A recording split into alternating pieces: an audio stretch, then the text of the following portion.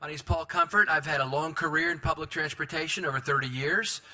Was CEO of the MTA in Baltimore, and now I am Senior Vice President and Chief Customer Officer of Modaxo, which is the world's largest public transportation technology company. We have about 36 vertical software companies around the world that provide just about everything you need to run a transit system except the bus or the train itself. So, and I am a goodwill ambassador to the industry. I write books. You may have seen, we just did a book launch today. Comfort food, something different. Recipes from transit CEOs and executives around the world, made in their own kitchen or their favorite family original recipes, and try to do something fun and different all the time. Next year, I think we'll do a transit band with CEOs from around the world, right here in Miami. You know, your CEO here is a great piano player, Ulysses Cleckley, as I play piano and sing too. So we'll see what happens there, but John Rassat and I like to collaborate and do lots of fun things, and the cookbook was one we did this year. We have another author who's going to talk about her children's book too in just a moment. But today we're going to talk about electric and autonomous vehicles, and you know, I've got a question. So I have a podcast called Transit Unplugged. It's #1 in the world, heard in 130 countries, where I interview transit CEOs, and they've all been talking about public transit coming with autonomous and electric vehicles for quite some time.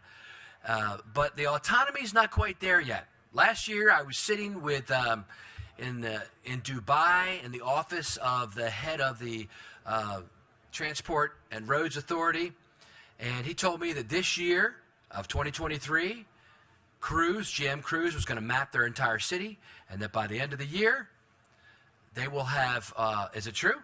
Autonomous taxi cabs and vehicles running with no driver in the seat. So I'm very excited about that. And I'm going to come back and ride in one of them. I've ridden them here in the U.S., but that'll be awesome. So we've got some experts here today who are going to talk about all that. So we'll get started now. We're going to be talking about the transition of our industry to what's next. Right? During the COVID pandemic, ridership became less of a concern because ridership took a gut punch after people were told stay home and don't ride the bus unless you're an essential worker. So transit agencies really started to focus on things like cleaning up the environment more, being focused on equity and inclusion, and also focusing on new technologies such as electric vehicles, battery electric, hydrogen electric, and also autonomy. So Kameale Terry is here. She is CEO of ChargerHelp. She's going to be talking about the work they're doing there in just a moment. Just say hi. And Lawrence Jones is here. Lawrence is Senior Vice President of International Programs at Edison Electric Institute. And I'm going to ask him, Lawrence, what's taking so long? Where are the autonomous vehicles? I want to see them now. And Selika Talbott, my good friend, is here today. She is not only an author of books, but she is founder of the Autonomous Vehicle Consulting, LLC.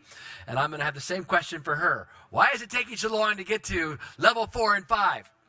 And then on the training side, right, one of the big issues that came out of the pandemic is, where is everybody? Where are all the employees? And everybody is hunger for quality employees. Well, Antonio Delgado is Vice President of Innovation and Tech Partnerships at Miami-Dade College.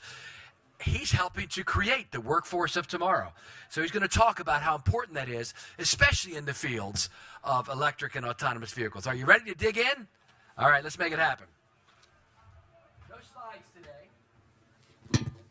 We're going to be slide-free. How about that? A slide-free presentation. You don't get that very often. Let me start that at the end. And we're going to start with my friend Lawrence Jones, who told me, was your wife named Comfort? How about that, huh? No, my mother is called Comfort. Wow, her brother's from another mother. Don't tell my wife. She's my mother. My mother was called Comfort. She's no longer with us, but yes, she was called Comfort. All right, Lawrence, tell us a little about yourself. Well, thanks for having me. I'm Lawrence Jones with the Edison Electric Institute. I run the international programs. A little bit about myself.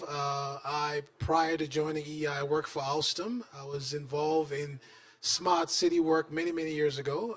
Then I got involved in smart grid work. And I think, you know, for the context of this conversation today, there are perhaps two things. At EI, we work with utilities all over the world. We have about 70 international members in about 90 countries. And the issue at hand today, this issue of the age of electric mobility and autonomous mobility, is something that the industry has been focusing on for much longer than most people think. And I think your question, Paul, why is it taking so long? I think, it has to do with society. Change is never easy, and I'm sure we'll get back into that when we have the conversation. But I often say is that for change to occur, there has to be trust. And one of the reasons I believe, whether we talk about the energy transition, we talk about transition of mobility, any sort of a systemic change, one of the missing elements that is not being discussed today anywhere in the world that I've traveled is the trust deficit. And it takes itself in so many different angles, and I'm sure that Selika and Terry will talk about it from their perspective. But lack of trust, whether you trust the technology, whether you trust the policymakers, whether you trust the provider of the solution, is key. And especially in underprivileged communities, where I'm sure Selika will talk about, that lack of trust is extremely important, and what it does, it impedes my ability to change. So in essence, what is lacking, what has making everything to take so long, is that trust deficit in the world is growing and growing and growing. So I'll stop there. So do you mean like people are afraid of like a Minority Report kind of thing where the government can shut the vehicle down and that kind of trust thing, or people can hack into the car and crash it if they don't like you? I think it's a little bit of everything, right? Because trust is very complex, right? So it's not just trusting whether the government Minority Report, but it's even trusting the fact that if I do change from a conventional mobility to a more autonomous one, can I trust the technology? Will there be more accidents? Okay. Well, so that level of trust, which is lacking, I think is really holding things backwards. Remember, and we'll get to you next, Selika, but remember when they first kicked off the first autonomous vehicle here in the U.S., and it was in Vegas. My friend MJ Maynard runs a transit system there, and Keolis was running it. And on the very first day, I think in the first hour, it got into a crash, and that's what made the headlines. You remember that? That was maybe 4 or 5 years ago, so it's what you're talking about. All right, so thank you. We're going to get back into that and dig in a little bit more. Next is Selika Talbott, who is the founder of Autonomous Vehicle Consulting. Tell us a little about yourself and what you do. Good afternoon, everybody. It's exciting for me to be any space where I can breathe into the ecosystem thoughts and concerns about autonomous vehicles and electrification as well. I am a recovered attorney. I spent 20 years as a trial lawyer representing OEMs. I ran as the chief operating officer, a state's motor vehicle agency, and was at the federal government during the time that we wrote the current AV standards for the United States. And I teach the future of transportation and new mobility to urban planning and real estate development students. I love the industry because transportation is mobility and mobility is freedom. With the opportunity to go anywhere, you can do and access anything. However, when you say what's missing from why we haven't been able to get there, it's all of our fault. Everybody in this room, the industry, and I have been a part of the industry, we've lied. Timetables, we are anxious about things that we know we're not going to make, but we tell the federal government we're going to make it. The federal government, they don't possess the requisite knowledge to be able to determine the standards, which is why we don't have legislation. We've lacked customer engagement and education. It all means trust, right? Trust, quality, safety, cooperation from the industry to create standards. And I think that's why we are where we are today. It's interesting. All right. So, Kameale, Terry, you head up a company that helps people get their vehicles charged, right? Tell us about yourself and what you do. Sure. My name is Kameale. I'm the CEO of ChargerHelp. We fix electric vehicle charging stations, and we're really interested in this ideal of reliability of IoT assets. I think what a lot of folks may not know is that charging stations are smart. They are computers that we are literally deploying everywhere, and we've never done it before. I'm entering into my 8th year in the EV charging industry, which is crazy to think. But for me, it doesn't feel like it's taken a terrible amount of time. I feel like within the last 8 years or so, there's been a lot of progress.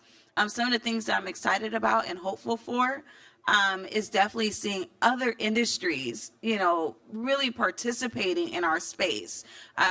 Early on, a lot of funding was through utilities. A lot of folks are not paying for infrastructure, but now you do see car OEMs making commitments to electric vehicles. You're seeing fleet operators make commitments to electric vehicles. So I do think we're at a unique time period where you have outside capital, private capital, that will really force all of us to get our lives together. And so I think we're at a unique moment that, at ChargerHelp, we want to make sure that we deliver on it, that we have functioning infrastructure, and that we learn a lot about the infrastructure that isn't moving, because once you get into autonomous vehicles, right, that is another smart asset that we're going to be deploying. So what can we learn from EV charging, smart charging, that can better help us understand, mass deployment of autonomous vehicles? That's great.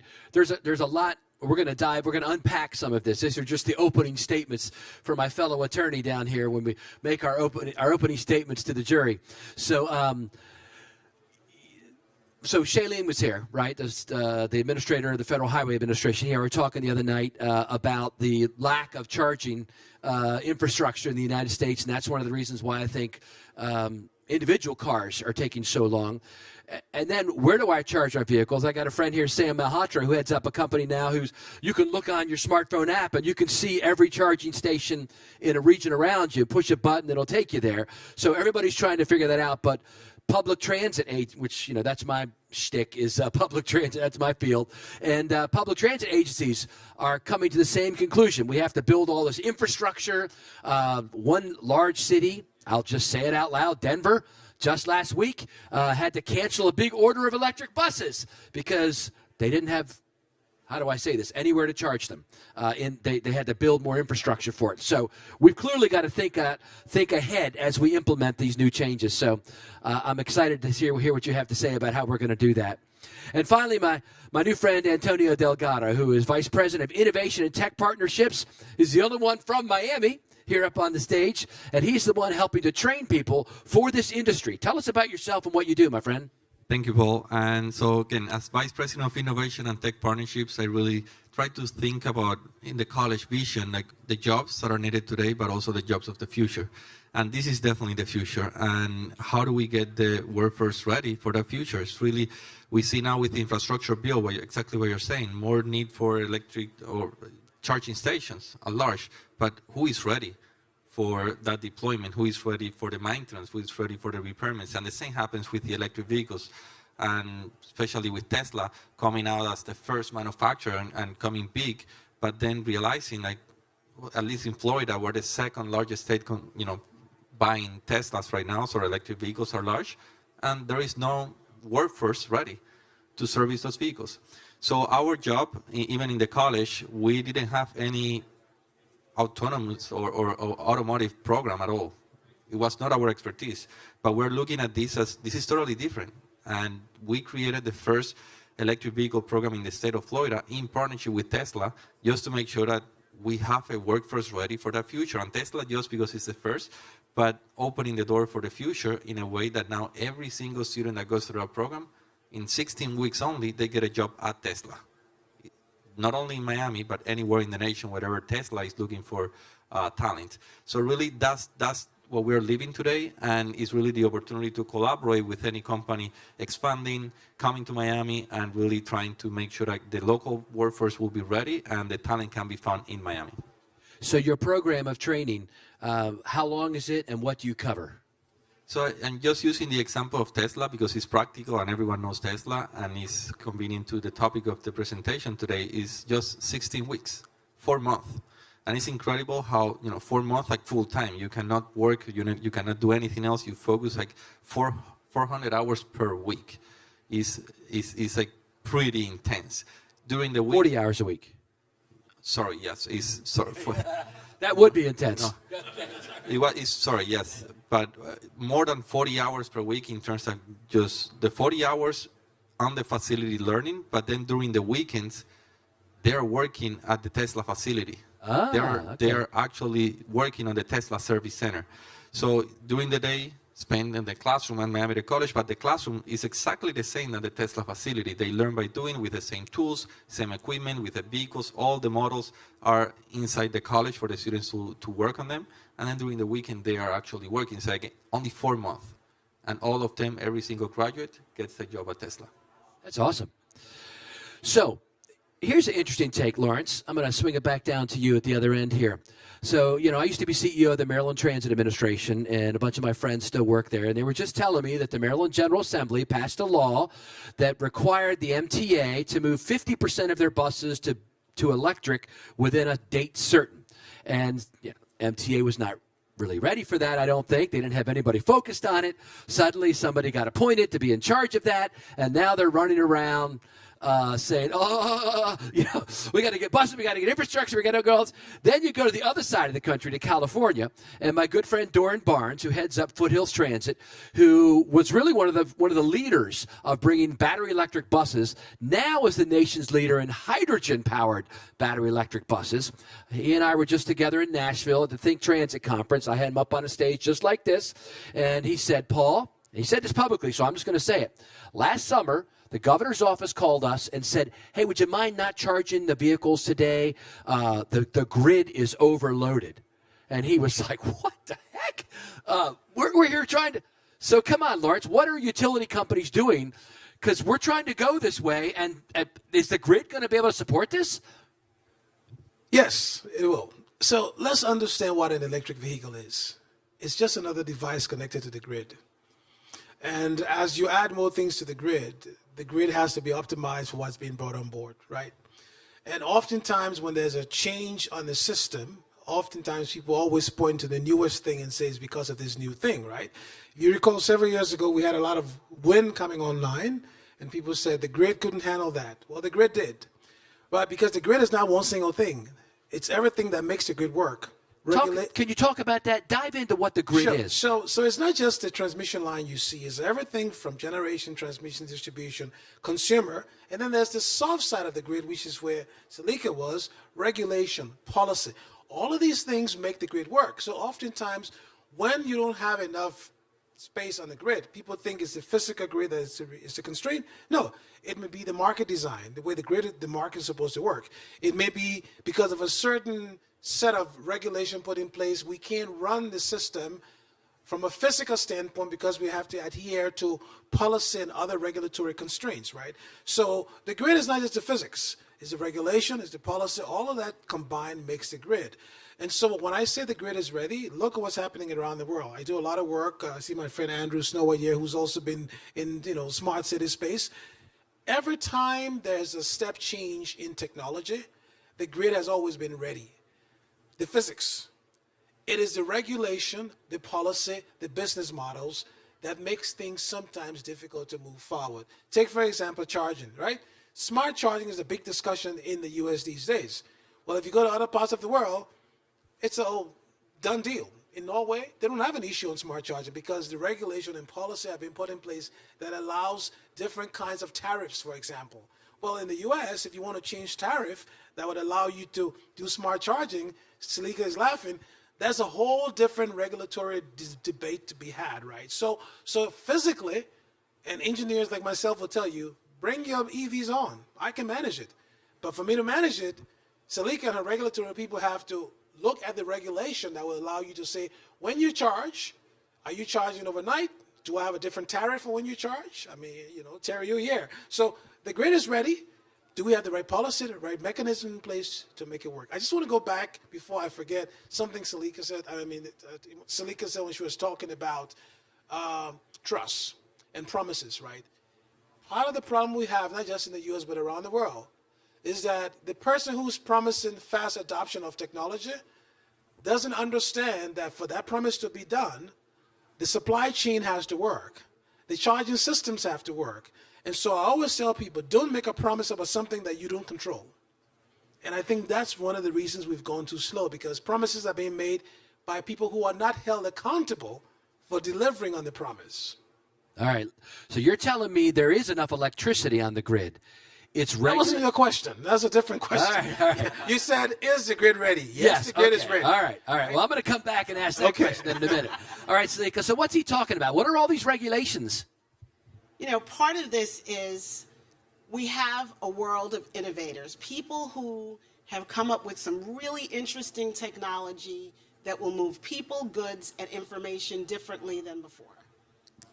And you go to the White House or you find someone to lobby for you to say, hey, they got a real great technology. It's going to be wonderful for the world. It's going to be sustainable.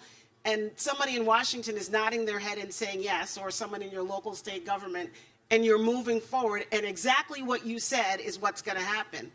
There is no regulatory apparatus to allow implementation. So people in the AV world who've been promising autonomous vehicles aren't regulators. There are engineers sitting in Silicon Valley who think they got a really cool thing. Well, the really cool thing might be nice, but even from a public engagement standpoint, my husband's in the audience, maybe he got a lot of money in his pocket, but not everybody can afford an autonomous vehicle. If they cost $250,000 or $300,000, what's the population in America that can afford that vehicle? So the way is not personal ownership. Then we now have to look at, if we're going to make this something that it's shuttles and public transportation and large movements of people, you need even greater regulation to surround that. And we don't have it. Engineers are dictating to their lobbyists what they should say when they get to Capitol Hill, right? And that doesn't translate to regulators. And every couple of years, we have a new set of issues that we throw in to claim this is the reason we don't have autonomous vehicles. At one point, we heard it was the lawyers. Let me tell you something. There's no lawyer afraid of autonomous vehicles. We take that on. That's a lot of money. You will crash these things. It's going to be great for us. We are not afraid of that. Then it was the insurance industry. Are you kidding? Insurers, they have their little calculation. They'll figure out the risk and they'll charge you accordingly. It is not about lack of legal infrastructure. It's not about the inability to insure. It is your public engagement and education failures. You can't explain it to the person next door to you, much less on Capitol Hill, where they can't even agree that a carrot is a carrot. How then are you deploying something that does have the ability to kill people if something goes wrong? Yeah, that's interesting. So flipping back to the electric grid and your role in helping to put chargers around, tell us what you're doing and what we can do to, there's money in the Infrastructure Act, right, to help do this. The Federal Highway Administration did. What do you see? What's your take on all that? Yes, I guess to clarify, we do not install chargers. That is very hard, and that is electrician's work. What we're really interested in and how we're playing a part is actually, I think it's going into what you all were saying in regards to, like, how do you, when you're making promises and you're not delivering on your promises, how do you iterate and fix the things that you said you were going to do? And so what we've been able to do and what we're trying to bring to this industry is a level of, like, transparency and collaboration. Today, what we've seen with the current infrastructure, we went out and we surveyed over 5,000 charging stations across the U.S., and we saw states that had more than 60% of the infrastructure inoperable. These are level 2 charging stations that shows up as online, but when you actually go on site to fix them, they're not working. We're also seeing when, car OEMs are pushing out new firmware, the stations are not working on the hardware. And so for us, when we talk about transparency, it's really getting an understanding of, like, what data sets do we want to share? I was telling friends earlier, I'm going to get a t-shirt that says all your data is an IP. And so, like, I think we have to, if we're going to move forward and if we're realizing that we're not delivering on some of these things, at least from an infrastructure perspective, then, like, what can we agree on in order to solve the problems, and how do we better identify the problems? So a lot of what we do at ChargerHelp is take field service data and align it with other data sets to really understand, like, why are these stations not operating the way that they are? Are there ways for us to better collaborate? should there be certain data sets that we should require for folks to share? And the most important part is like, then how do we hold folks accountable, right? Because everyone may say that they can do the thing, but at one moment when they're not doing the thing, whether that's reliable infrastructure or autonomous vehicles, then do we say, hey, you can't participate here? The last thing I'll say, one of my biggest fears with the industry getting so much publicity and funding is now this becomes a true, very interesting capital market, right? Where people are participating, not necessarily for the ideal of like the good for sustainability, but it is a huge economic play. And with that allows for folks to participate in a way that it makes sure that they make money. And so then it does open us up to have some type of regulation to figure out, like I said, the bad actors and how do we just do better? That's great. Thank you. So we're going to open it up. I've got a bunch more questions to ask, but I want to give you an opportunity to ask some questions too. So I'm going to ask Antonio a question, and then if you have a question, we'll take a break and let you ask some questions, and we'll get back to our pre-prepared questions. But my question for you is this. So we were just talking a few minutes ago about all this takes people. Everything that they just said takes trained workers, and it just seems like they've disappeared. What do we need to do as a nation, do you think? I mean, you're doing it on the ground here in Miami. What do we need to do as a nation to prepare the workforce for the transportation of tomorrow? And I think that, the workforce is there, and the people are looking for the good jobs, right? And the jobs that are going to be sustainable for the future. And the same way that we have a lowest unemployment rate right now in Miami, still we have a wave of immigrants that doesn't stop.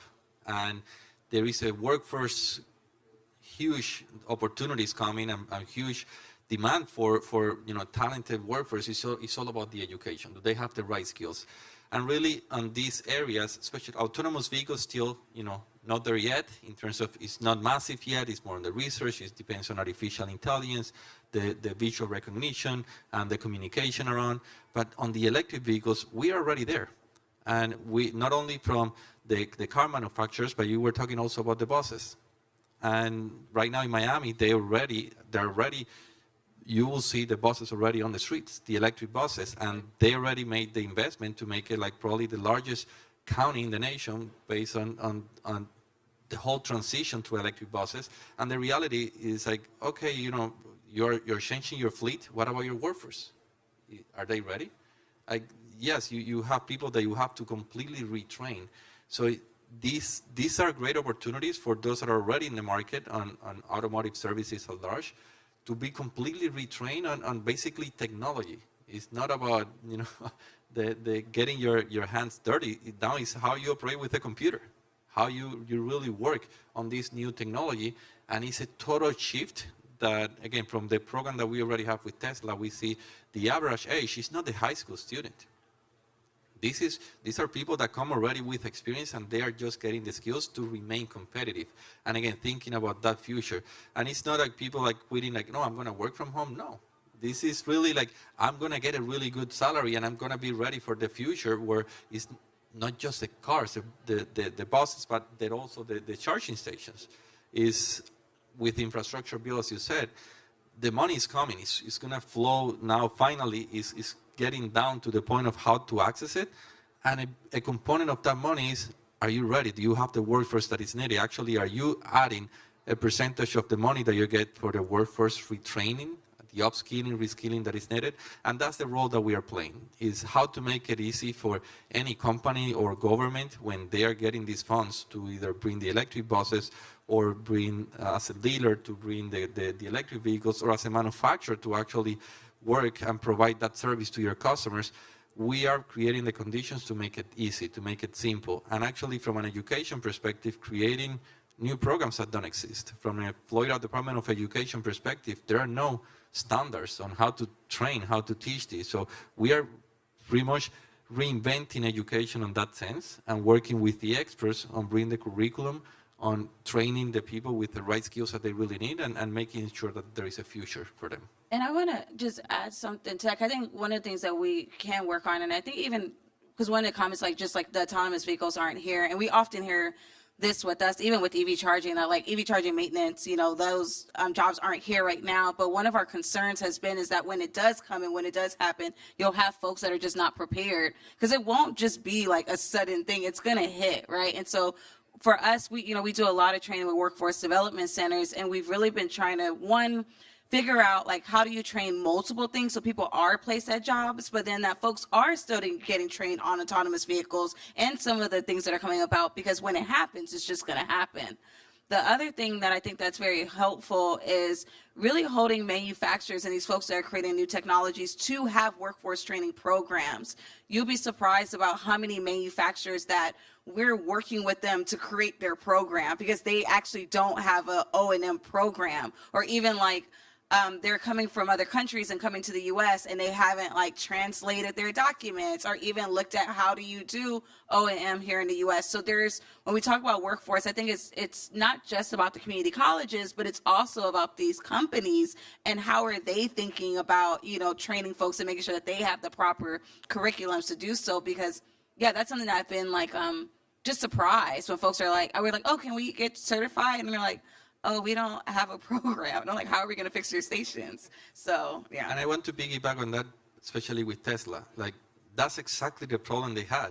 Like, they couldn't find the talent, so they came up with, like, the solution. It's like, we have to create the program. We have to create the curriculum. We have to train people, or, we're not going to be able to continue selling cars that we cannot service. And they did, but they also realized, like, we are not on the education business. Yes, we create the curriculum, but we have to partner with the institutions and those that are ready to actually deliver. And that's when Tesla partnered with 10 colleges across the nation in different locations, and we are the only one in the southeast of the United States, but it's exactly the same point that you just said. Yeah, and I just want to sort of put an AV plug out there. It's not all gloom and doom, right? We just had KiwiBot on the stage. We have autonomous vehicles, autonomous items that are in our society. If we were in China, we'd see them at the ports.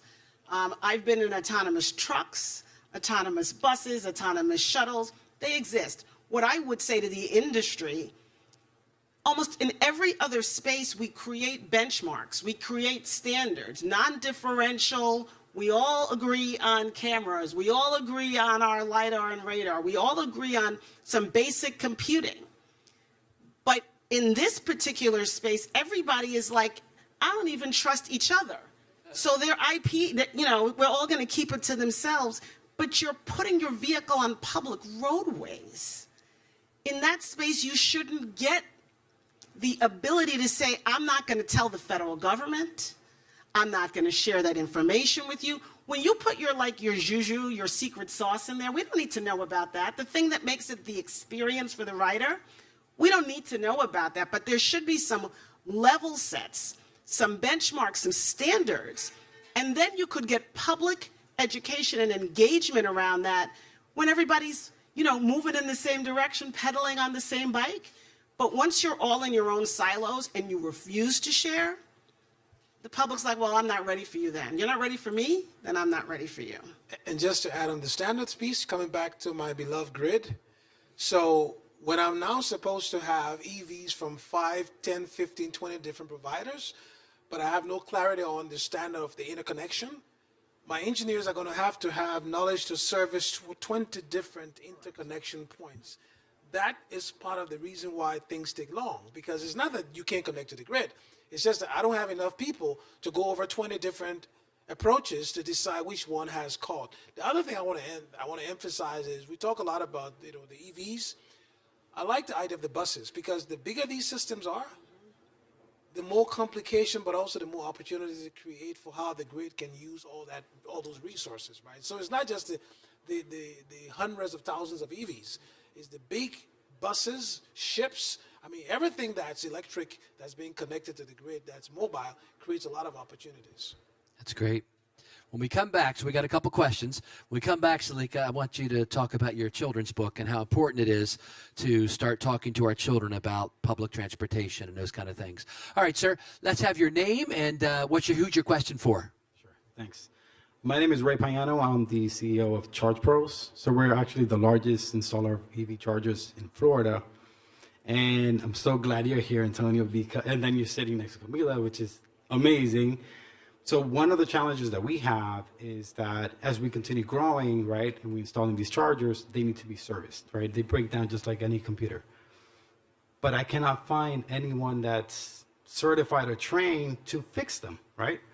So I'm not Tesla, right? I can't put my own program together. I don't even have a training program to even train my own guys, right? So we have to kind of figure it out or call the OEMs, hey, how do you fix this thing? And that takes time. So, I mean, I can go on a tangent on that one. But is there a way to maybe, because I know, Kameale, I think you guys already have some type of like training or certification or something you already put together. Man, if you guys can connect and figure something out, I can play that role that Tesla plays where, hey, if you train them, you will hire them. Like, there's work. I'm not complaining about not having work. We have that. I just don't have the trained workforce to put to work, right? So, Dude, that's awesome. You just described the conversation that we had backstage. Like, it's exactly to your point, and really a great opportunity for you, especially with Miami-Dade County going big on it, and charging stations that, again, the money will be there, and then the contractors will have to apply to go through the process. But really, is the one of the questions will be, how do you get the talent? And that's where we come in to work with companies like yours on developing the pipeline, developing the curriculum that you need, defining the certification, and then to make it local, to make it with local people getting those jobs. So you don't need to, to go through a third party to bring, crews to help you here. And that's exactly what the conversation about. We're not reinventing the wheel. What exactly is what is needed based on skills, based on curriculum that already exists, and then the college becomes more like the tool to go through a fast training or to go through an apprenticeship program that they're working with you at the same time that they're learning at night, going to classes. thank you so much. That's good. Sam, you had a question? Yes, thank you. I actually have two questions. My name is Sam Malhotra. I'm the CEO founder of EZ Volts. We do two things. One is EV charging as a service, and we have a solution for smart curbs, which is converting parking meters into charging stations. So my question is for Mr. Jones. The federal government legitimized this industry by giving states and local governments $7.5 billion, right? Now, what we're finding is that companies like ours and are now competing with the large utilities who also want to get in the game of installing chargers. You are the provider of electricity, and then do you see it as a conflict of interest and subverting the industry who is at a nascent stage by you getting into the game or your brethren getting into the game? So the question you just asked is actually for the lawyer, not for me, because you said conflict of interest. So I would defer to the lawyer to answer the legal aspect of your question, because I cannot answer from a legal standpoint. All I can say is, look, at the end of the day, we have to think collectively as an industry, not just the electricity industry, but even the transportation industry, right? There will be places where people might feel there's a conflict of interest in terms of how it's been done. In other states, in other parts of the country, there's huge collaboration. Take California, for example. Lots of collaboration going on between the utilities and people who are doing different things. I can't speak to the specificity of where the sort of clash may be occurring. All I can say, not just from the U.S., but even globally, is that the utilities are actually enabling a lot of this to happen. The challenge comes in when you talk about scaling up, right? Because at the end of the day, when you want to scale up for fast charging for big buses, right, sometimes the utilities are the ones who actually have the infrastructure in place to make it work. So I would say if you're running into an issue, the best thing is to find ways to collaborate, because I don't know if there's a sort of an interest on the utility or whatever that organization is to subvert the process, right? What do you say, my general counsel? Oh, that's hysterical. Yes, this is an expensive conversation. I know. So you see, you're going to have to pay her. I mean, I'm from the government. I was, and we screwed it up. People went to Washington and said, I got a solution. We're going to make the world better. And Washington said, okay. They were like, it's going to cost this amount of money. And Washington said, okay. And they passed a bill and said, here's money. forget the utilities. Every Bob, Sally, and Sue wants to put EVs in the ground. They're throwing them around. I said it's like Skittles. They're just passing them out with no understanding of how they impact the built environment. And government needs to step in. And I'm not worried about the utilities as much. Government needs to step in and say, whoa, we probably did get a little over our skis. We may need to pull back a little bit. Why are we putting them in places where people can afford to put them in themselves already? Why aren't we seeding underserved communities? Why are they, for the love of God, one of my pet peeves is putting them up against buildings all the time, especially e-bike chargers. The battery is so fragile at this point, and we have all this recycling. We see fire after fire after fire, and we're not even addressing that we're putting them against buildings.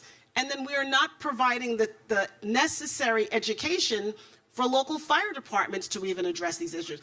It's systemic. It's what we've done in transportation, not for the last 5 years, not for the last 15, for time immemorial. Yep. And we only seem to learn after we screw it up. Right. Then we go, oh, wait a second, we gotta fix this. So conflict of interest, I think that's the least of the problems in this situation. I would just say one thing. Whenever you get on a panel, make sure you sit next to the lawyer. I got you. That's going to be an expensive seat. I got it. So a follow-up question, Paul, if I may. Ms. Terry, you mentioned underserved communities, and one of the components of the $7.5 billion that trickled down into the states, a big component is Justice 40, right? So we could put chargers in communities that are not served as well, right, for equity. And but there are companies that are in our business that are getting contracts by states to install those chargers. And your point of not being able to service those chargers is very real, because companies that are installing those chargers in those underserved communities have zero interest in maintaining those, right? So there's a 99.5% uptime requirement, but nobody's holding anyone accountable. So any thoughts for that, to hold us responsible to making sure that it's just not 99.5% over the entire network, but individually those chargers are really up? Selika really wants to answer this question. I think she talked about justice for your underserved communities, but I will talk about maintenance. So I guess I think the problem is a little bit more complex. I don't think it's that folks don't want to maintain stations in certain communities because their brand is all over it. So I think the bigger issue is that, you know, for a lot of infrastructure that we've deployed, we've given money to site hosts, which are small businesses or cities and municipalities. They've been given in the past a big tranche of money for installation, but oftentimes money wasn't set aside for operations and maintenance. And then the other piece to that, it's often hard to identify whose fault is it. We have some issues. I know somebody was talking about Europe earlier. Their infrastructure is solid, but now they have issues with the car and the charging infrastructure. We're starting to see that in the U.S. as well, where the software in the car isn't properly playing with the charging infrastructure. We're also seeing issues with payment systems. So when you start seeing some of these issues that's impacting uptime, it's hard to tell, should the site host pay for that? Is it the network's fault? Is it the hardware's fault? I think that it's a little bit more nuanced than just folks don't want to fix it. I think, one, we don't understand what the problem is. Two, it's hard to identify like how much it's going to cost, right? That's like a crazy price. And I think three, there isn't really a true owner for the non-owner operated network. So you're thinking things outside of Tesla, outside of EVgo. So it's just complex, but we can fix it. I always like to leave with hope after I go down doom and gloom. Can I just add something to the hope? So if we go back to when we stopped using horses and started using cars, right? That was a very interesting transition, right? Because if you well, I don't see if you remember, we were not around, but I'm gonna say if you remember. But what happened was during that transition, the very same conversation we're having here today was held then, okay? The difference was the world was smaller, the population was less, the issues were not as complicated as they are today. Okay, what makes this time difficult for us is that we're trying to change too many things at the same time. We're having a conversation today about autonomous vehicle and electric vehicles. Next week, I'm going to be in Dubai. The conversation is around energy storage. The following week, the conversation is something else. So from a grid perspective, coming back to me and my beloved grid, I have to consider all of these changes at the same time, which means at some point, something might be forgotten. And that's where I think the public policy comes in, because when we make, and Andrew and I was discussing this last night with dinner, when you make silo policies, you have issues. I'm not a policymaker. I'll leave it to Selika. But I would love to hear, when they were designing some of these public policies today, who asked some of the questions the gentleman was asking? Nobody. That's the issue.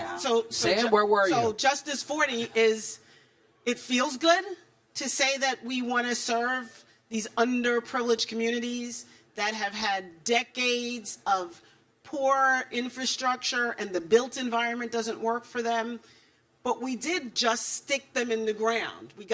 Companies did just get some money, and wow, it's great to be in the EV industry because you just write a thing and they'll give you money and you could stick them in the ground with no thought or accountability for what happens when it doesn't work. And I will tell you, having been in the motor vehicle space, when the emission stations went down, heads of agencies lost their jobs and governors were thrown out in states because people didn't want to stand in those emission lines for 3 and 4 hours waiting for their car to go through an emissions check. But we don't have that kind of pressure on our EV infrastructure yet. It will come. And then there will be hell to pay. But in the meantime, we are putting this in place without an accountability for either the hardware or their software. And some people don't even care that their name is on it, because by the time people catch up with them, they'll be on a beach someplace reaping the benefits of the dollars that they have. It's interesting.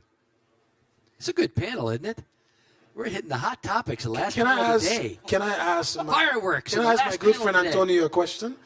So Antonio, based on what Selika just said, with all this infrastructure being put in place, the assumption that there will be enough EVs and AVs to take advantage, right?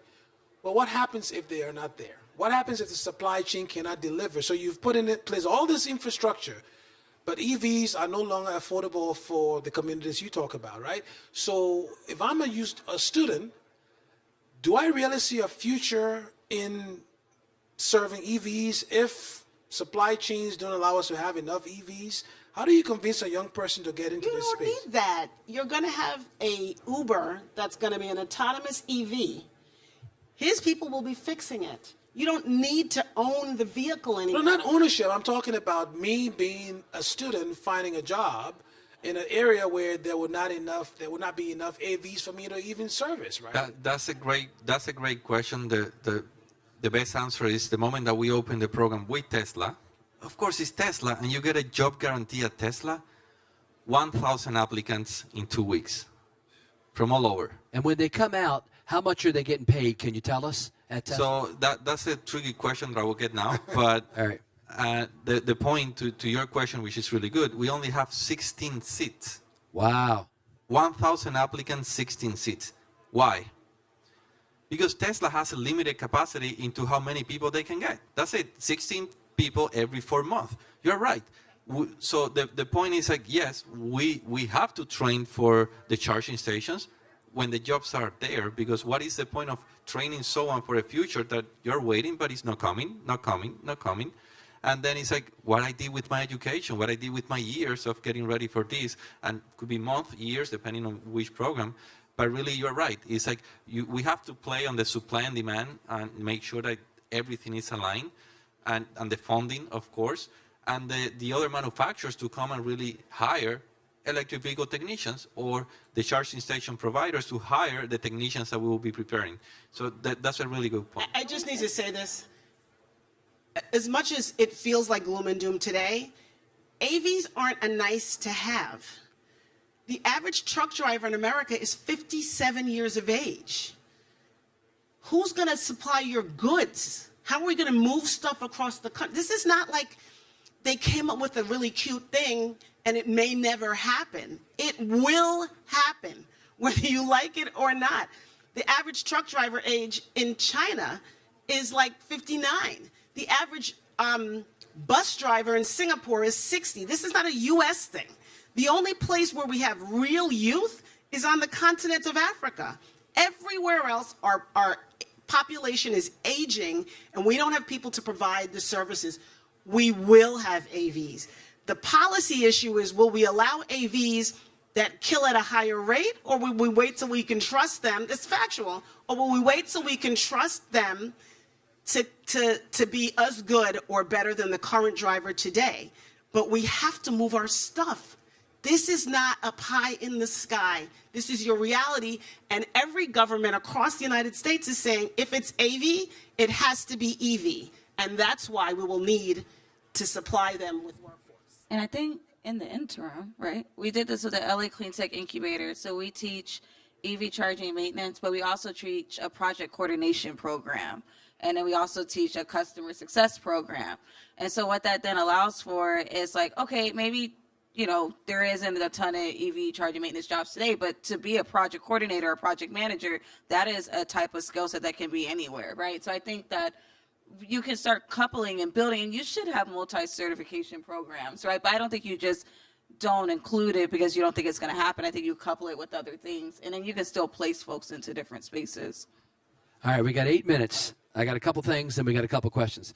How much is a kid going to make, or not a kid, but you said the average age of your trainees is a little bit older. How much are they going to make when they go out and are a technician working on electric vehicles, would you say? Yeah, there are different layers, and definitely you start on layer 1. And basically, Tesla doesn't like to disclose that information at the It doesn't level have of to be detail. Tesla, just in general. But they're the main ones, and the point is like they're placing people all around the nation, and every state is different, and then you have Give me a number. So Give me a number. The average is between 40 and 50,000 just level 1, and with the opportunity to continue growing on level 2, level 3 quickly because of the huge demand. But 40 to 50,000 coming out of the gate is a huge opportunity. Well, and then for EVSE maintenance technicians, we actually certified that with a DOL, and the minimum payment you can pay at EVSE Tech is $32.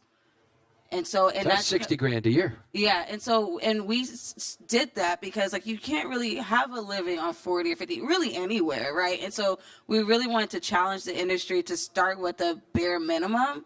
And then the other thing is, for that job with the DOL, the minimum requirement is a high school diploma, because we actually saw that folks that had field service experience or things that were outside of your traditional 4-year, even 2-year, you know, were more successful because they had hands-on experience. So you have folks coming out that have experience, should make a good living, starting off at $32 an hour.